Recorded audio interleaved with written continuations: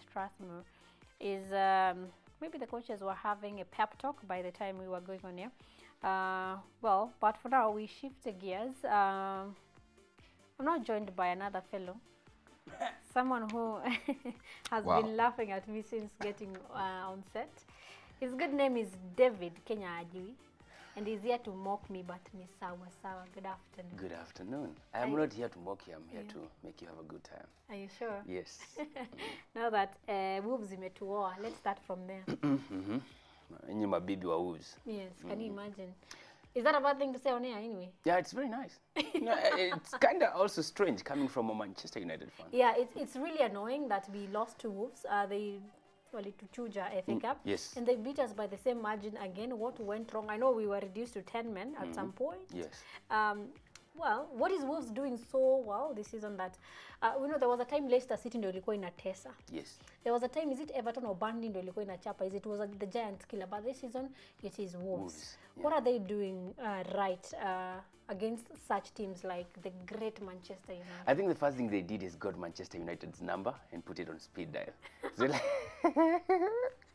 I really wanted to say that. I know. How long have you been waiting to say A long time. I have not been here since... You've been practicing? Yes, since we beat you. I have not even showed up to the show. Yeah. But I think Wolves are doing a very nice job. I think they have a very nice coach. They did some very good investment over the summer. You can see the difference between shrewd signings and just signings. Because Wolves, they signed guys... They did some heavy acquisitions over the summer. Just like Fulham. Fulham spent £100 million and they have already been relegated. Yeah.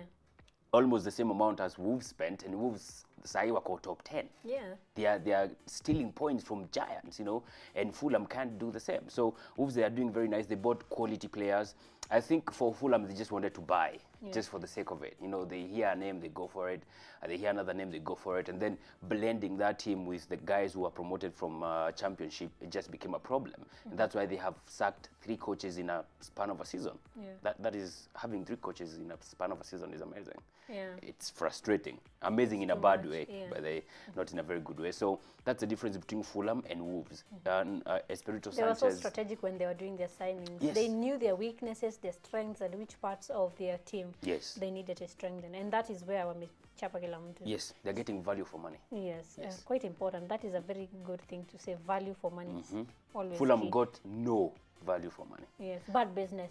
Bad business. Yeah. Yes. Looking at Manchester United, the last 5 matches, other than being beaten and eliminated in the FA Cup 2-1 by Wolves, and those 2 matches have been at home. FA Cup, we were at Wolves, we lost 2-1. The other match that we lost the other day was 2-1. Again, away, but it was an English Premier League match. Well, Manchester did win 2-1 against Watford. Well, your team Arsenal did beat us 2-0 and we were away. You can say that again. Yes, and but we won against PSG. That is their form in the last 5 matches. They've won twice. They don't have any draws, and they have lost thrice. Now, coming up, the matches that are coming up, we have a quarter-final crush of the Champions League. And guess who we are playing? We are playing the Majestic Barcelona. Yes. What is your take on that particular match? Are we done? Are we cooked? It's I don't know. You know, I don't want to put you off, you know, like, because I put you off against PSG. I was like, I'm mtapigwa. And then Ashoka came through. But then again, this is Barcelona. And I was, I mean, you know, it's Barcelona. You know Barcelona, what they are all about, what they're doing this season. You, on the other hand, what you're doing this season, it's not very... Well, you've been having a very nice form for the last 5 games, the other games before the 5, you are doing very nicely. Then all of a sudden there's this 5 where you're not convincing. You're losing, you're winning, then you lose again, then you win, then you lose again. You know, that's why you have 3 L's and 2 wins in 5 games. And that is, I don't think, the best form to go with to the Champions League against the Barcelona side that is crushing teams over there. We saw what they did, when was it? I think it's a midweek fixture against, was it Villarreal or something? They were losing 4-2 and they finished that game in a 4-4 draw. So very resilient side. Messi is on form like crazy. He's, I think, the top scorer in Europe right now. Even having the most assists. facing a defense of Chris Smalling and Phil Jones and Eric Bailly. Yeah, it's going to be a long 90 minutes for those boys. Yeah. And let me ask you, when you look at this particular match, knowing how Barcelona plays and how Manchester United has not been in their best form the last 5 matches as you enunciated, what do you think Ole should do? Are we going to park the bus, or are we going to be like, let's just go, whatever happens, happens? But they game in Anzia, are you starting at Camp Nou? No, yeah, I think we are at home. Old Trafford? Yes. Ooh. You know, I can say you can park the bus, but then again, it's Messi. I mean, Chelsea were the only team who were able to park the bus against Messi for quite some time until he cracked it. No other team has been able to do so, even Manchester United. Messi has faced Manchester United severally, especially in Champions League finals, and he has scored, I think, in each of the 2 that he has faced them. So I honestly don't know what Ole can do, like a measure he can put in place, like to stop Barcelona. It's just a force to reckon with. When we talk about Manchester United, when we talk about athleticism, they have young players who can run very fast, the likes of Rashford. They are very good. But also when you look at the qualities that Barcelona, they are technically sound. They are very good with ball possession. Yes. And when you look at the quality of players from Barcelona as compared to Manchester United, am I right to say that Manchester United in this case are coming into this particular match as underdogs, just as they did against PSG? Yeah, they are. They are coming as underdogs, you know, even going by their recent performances in Europe. Yeah. The quality of players, like you said. You know, Man U, I think, moving forward, striking-wise, they are good. But when you come to the defense, it's shambolic. And then again, it's a shambolic defense versus a striking force of the likes of Messi, Dembele, Suarez. I mean, it cannot get worse than that. So the underdog tag might, you know, like lift the spirits like they did against PSG. But then again, lightning does not strike twice. So you cannot say just because we did it against PSG, we'll do the same against Barcelona. They might come with a different ball game. I think one of the things that you can maybe count on is your striking force to be as lethal and precise as possible. Just try and get goals and try and make those guys not to score you, because if they do at home, then when you go to Camp Nou, it's gonna be raining. Yeah, it's gonna be raining goals. All right, you're saying we should not bank on history or to Lepiga PSG this time. The other match, do you think now that we're talking about Manchester United, they are out of FA Cup. There's a tough battle in the top 4 in the English Premier League. Yes. Is it time they are bidding goodbye to the UEFA Champions League? Is this it? Are we not moving forward? Again, I don't want to call it right now because it's still a bit early. But then again, if you look at the fixtures that you have, it's I don't know, it's 50-50. Because, you know, when you look at the fixtures that you have, I think 7 left, 2 away games and 5 at home. Arsenal, on the other hand, which is seeming like a team that is almost on the verge of clinching the top 4 position, has 2 home games, and 5 away games. So when you look at those aspects and you recall Arsenal has not been performing very well away from home, Manchester United are at home in 5 of those fixtures. It's too early to call. I cannot say like you guys are out, but, you know, going by recent form, it's a tough one to call. Yeah. We have Tottenham, who will also be playing Manchester City. We have Liverpool, who will be taking on Porto. Those are matches slated for this coming Tuesday. It's their quarterfinals. Of the UEFA Champions League. Yes. Or Wednesday, we have Ajax taking on Juventus. Let's start with Tottenham versus Manchester City. Ooh, that is going to be sweet. It's going to be interesting because these guys are going to be facing each other, I think, 3 times in a span of like 15 days. Yeah. Because twice in the Champions League, then they go back to the Premier League.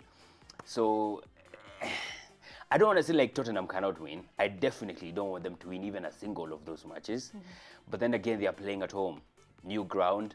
But then again, playing a new ground also comes with some sort of a pressure, you know, because you want to prove that, you know, we deserve to be here and we are happy to be here. But these other teams also, they are coming to a new ground. They want to test it. They want to enjoy playing in those grounds. So they're not going to give you an easy time. It's just like how they did against Crystal Palace. It was not that easy. Well, they won eventually, but it was not that easy. But against Manchester City, you can bet it's going to be a different ball game. You know, I have nothing against Tottenham Hotspurs, especially because our very own place there. You know, mimi ni na support watu wa nyumbani sana. But I watched the opening of their new stadium. It happened sometime this week. But mimi nashindwa, mbona watu wanapenda kukopi Manchester United? Hawana wimbo yao. I swear to God, I was shocked. You saw at glory. Hey, I was like, glory. wait. Is What this is Manchester United or is it Tottenham?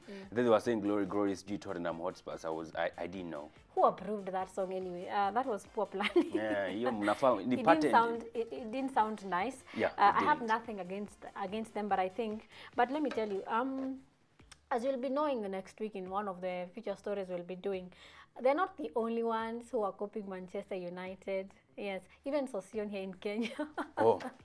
Solidarity. Yeah. You know, And he's the one who came up with that, yeah. No, it's our song anyway. That's all I'm trying to say. You know, no, we've been trodden so many times this week and the past week because of what has been happening, losing to your team, and also being beaten twice by Wolves. That has not been nice. Yes. But at least we have people copying us for something nice. You have what? People copying us. Oh, yeah. Juventus Ajax. Juventus Ajax is. You know, I was loving how Ajax were performing in the Champions League. They were doing really nice. They eliminated Real Madrid. Yes, in a fantastic way. I don't think I've ever seen a champion being eliminated in such a style.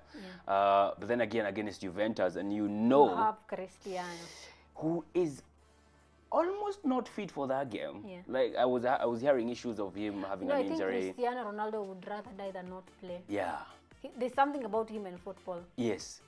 I don't think he can sit down and watch Juventus playing in a Champions League game and he's not in it.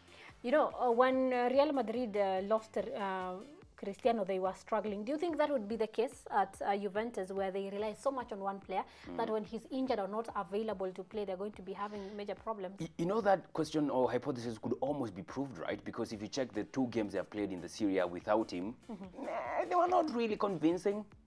Well, they won, but not in a convincing fashion, you know, like how they do when they have Cristiano Ronaldo in the team.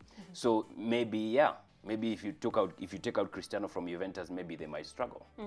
Well, let's turn our attention to some gossips that have been happening about transfer windows. Let me check if we have, there's someone who was trying to talk to us. This is just someone liking my nails, Asante. Let's talk about gossip. Let's talk about gossip.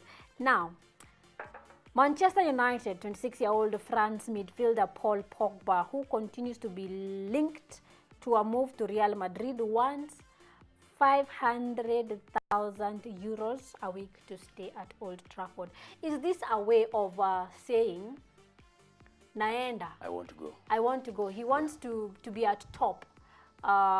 Just like Sanchez is at Manchester United. Him asking for this hefty amounts, is this a way of saying, you know what, I'll go to Real Madrid? I think so, because most likely he's looking at the situation you have with De Gea, where you have not issued him a contract yet, and it's winding down, and he's one of the best players you have in the team. And the guy wants to be paid £350,000, and you kind of seem to be having a problem with that. So I know if these guys are having a problem with £350,000, if I tell them 500,000 euros is like how many pounds? It's like 400. If I tell them to give me 400 or 420 per week, they are not going to make it. So you guys are in a situation where it's now either you lose De Gea or Pogba. So which one do you want to keep? I think that's quagmire Manchester United is facing right now. These are two players who are very instrumental. Very. I didn't like the way De Gea played in the last match. Yes. Wolves. Really, I didn't like his performance. But we've seen him perform. The many times he has saved the teams they outweigh the many times he has blundered. Yes. So I really don't have a major problem with De Gea right now. But on the other hand, at this particular point, I wish I was Pogba's agent, because I know he's going to push Manchester United to the end until they give Pogba what he needs or he walks out. But looking at Manchester United are ready, very ready to sit down with Pogba and have this kind of discussion. On the other hand, Zinedine Zidane, Real Madrid head coach, has been very vocal about him wanting Pogba. Pogba, on the other hand, said, this would be a dream come true playing against Zinedine Zidane. These are two Frenchmen, and I think he would do good. But on the other hand, Pogba has also been performing very well under Ole Gunnar Solskjaer. Do you think Manchester United is going to do what it takes to ensure they do not lose either De Gea or Pogba? I think they're going to do whatever it takes. Do they have the muscle? Do they have the money? I don't. I foresee a situation where just like what happened at Arsenal, when Arsenal were on the verge of losing both Sanchez and Mesut Ozil, and they opted to keep one and sell the other. I foresee a situation of the same kind at Manchester United, where they will either lose De Gea or Pogba. I don't. Well, you know, Manchester United is a rich club, so maybe they might have to keep the two. Or they might have resources, but they will be drained seriously if they decide to keep the two. So I foresee a situation where maybe they'll opt to keep one and lose the other, depending on if you lose one, what do you get in return? Because, you know, like I was seeing somewhere saying, someone was saying if they lose Pogba, maybe they might get Bale and Varane or something of the sort. Maybe if that's the case, then, you know, maybe they might opt to lose Pogba. But then again, if you look at how instrumental he is for Manchester United, it's going to be a big dilemma for the club. Real Madrid are ready to sacrifice 3 Manchester United targets in order to raise funds for Paul Pogba and Eden Hazard. Other than that is, we're talking about the players that they might lose: Gareth Bale, Toni Kroos, and the likes of Varane. Plus, you know, they have to lose not only 3, add another 6 for them to raise. Those are like 9 players that have to be offloaded for them to raise money for just two players. And it means these are very essential, very instrumental players, and they would add something into Real Madrid. But how would that play out? How would you see Pogba at Real Madrid? Would he succeed, or what sort of a stint do you foresee him having at Real? I think first, Pogba is in a very nice situation. He's in a situation where, well, this is Real Madrid. It's a nice club. I know the coach. The club has history, a lot of it, and a big one. Yes. And they want me. So I can move there. If the club I'm in right now, I tell them I want 500,000 euros a week, and you either have to give me or I walk. So he's in a situation where he can just choose any. But if he goes to Real Madrid, then I think it will be a perfect suit for them, because, you know, if you're looking at their midfield options, where they have Modric, the key guys in their midfield, Modric, Casemiro, and Toni Kroos. And if they go ahead and lose maybe someone like Toni Kroos, then Pogba can come just right in and replace him. I think it's gonna be a perfect fit for Real Madrid. Well, Manchester United, if these guys are supposed to leave, look at the guys who would come on board. The likes of Chelsea's winger, Hudson-Odoi, the midfielder from West Ham, that is Rice, the Crystal Palace defender, Aaron, Wan-Bissaka. What's the quality of these particular players? Do they have what it takes to fill the big shoes that will be left by the players that might exit Manchester United? Yeah, first of all, by the way, Manchester United might lose Valencia. You're actually releasing Valencia. We don't have Herrera. a very nice... Herrera is also going. Juan Mata. Ooh. Yes. There's going to be some big rebuilding going on at Old Trafford. Aaron Wan-Bissaka is a nice player. I think he's a fantastic right back. If he comes through, that's going to be a good acquisition. I can't say the same of Rice. I think he's still a young guy. He got called up to the England international squad. Definitely shows he has promise. I don't think Chelsea would allow Hudson-Odoi to move over to a Premier League rival. Yeah, and I know another team that will not allow their players to go. Borussia Dortmund has insisted that Manchester United target Sancho will not be leaving anytime this summer. So that's another headache for Ole Gunnar Solskjaer, I believe. Yeah, but honestly speaking, I think like if Borussia were given the right amount of money, they would maybe let him go. Yeah. Yeah. They would let him go. Yeah. So when you look at the fixtures, we are playing Barcelona in the quarterfinals of the UEFA Champions League. Then after that, we play Everton, we play Manchester City, we play Chelsea, and we play Huddersfield. We are saying goodbye to the top 4. I think you are. No miracle. Why are you so harsh anyway? No, I'm not harsh. I'm just, if you look at Manchester City, first of all, they're not going to lose that. We are playing them at Old Trafford, right? Ooh, that is going to be different. Manchester City, of course, they are chasing for the title alongside Liverpool, so there's no chance of them giving away any points in that game. But then again, you cannot be too sure. Chelsea, again, it's going to be 2 teams fighting for top 4, so who is going to give in? It's going to be a very nice match to watch. Everton, I think you can maybe walk away 3 points at Goodson Park. I don't think that would be big problem for you. All right. As we said earlier, Tottenham will be taking on Manchester City. Liverpool will be taking on Porto. That is on Tuesday in the UEFA Champions League quarterfinals. We have on Wednesday Ajax versus Juventus, Manchester United versus Barcelona. That one we've already discussed. We turn our attention to the only trophy that perhaps Manchester United had a chance to take. That is the FA Cup. We are in the semi-final, if I'm not wrong. Yes. Well, City will be taking on Albion today. I don't know if that's 5 or It's later. 7:30. 7:30. Yes. How should Man City line up against Brighton? Remember, they've already taken the Carabao Cup. They Yes. have 3 more that they might take. How do you think for them to progress, they need to take this one? How should they line up against Brighton? I think the first thing they'll do is rest Aguero, because Champions League.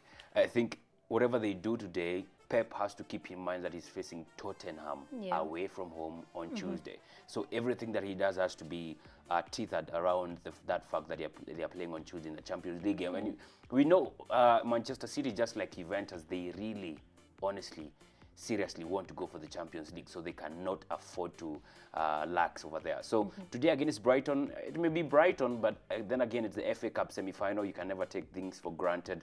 But I think regardless of who is kept on the bench, regardless of who comes in, Manchester City have the quality to see off Brighton. Watford versus Wolves, Manchester City versus Albion. This is the semi-final. What are the chances of City getting all the way to the final and perhaps clinching this one? Very high. Chances are very high, because if you look at Watford or Wolves, whoever comes on board, unless it's Wolves, because Wolves have proved to be stubborn over time, maybe that might give a small headache for or a big one for Manchester City. But Watford, if they go through, I don't think there'll be a big trouble for Manchester City. Yes. Yeah, 4 trophies are still realistic for Manchester City. So when you look at the Watford versus Wolves, Wolves what has I don't even want to hear the name Wolves. I know. All my friends have been sending me that castica of a wolf, and that has not been nice from them. Watford Wolves, who is carrying the day perhaps to take on Manchester City, if at all Manchester United qualify? Man, I can tell you honestly, that is the game of the semi-final. Yes. You cannot call it. You cannot call it. The two teams are brilliant. They are playing well. They have quality, almost the same quality players. It's going to be hard to call. It's going to be hard to call. But if I was to choose, I would definitely choose Wolves. So Pep Guardiola did say something. Pep Guardiola was like, the club has won it 5 times and we want another one. So we will try. So we are expecting fireworks on this particular day. But just to give you head-to-head statistics, Manchester City are on a run of 21 wins in 22 matches. Quite impressive. Wow. Including a penalty shootout, a victory in the Carabao Cup. They took the Carabao Cup. The 5 times FA Cup winners have won 10 of their previous 13 semi-finals in the competition. This particular competition, including 8 of the past 9.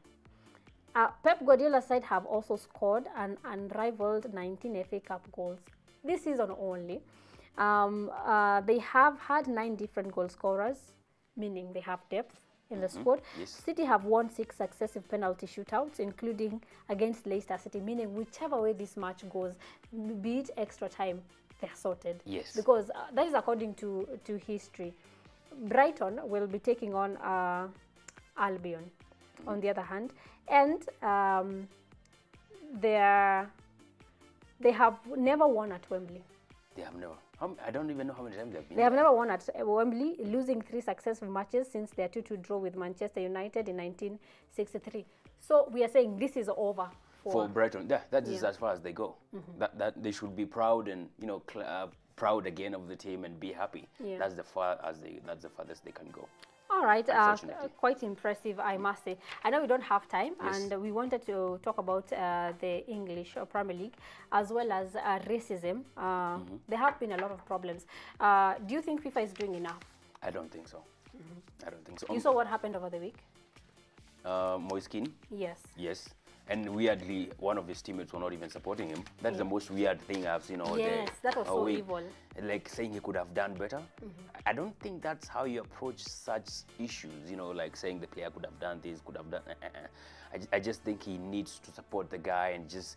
Because those are the things that give these guys who come with those racist chants I don't know, the confidence to go talking about it. Because if one of the players who's white is not supporting one of the players who's being abused, then, we can go on doing our stuff. It's like they're supporting the Yeah, weirdly. All right. Well, it's been a pleasure talking to you. Always. Having amazing insights on what is happening.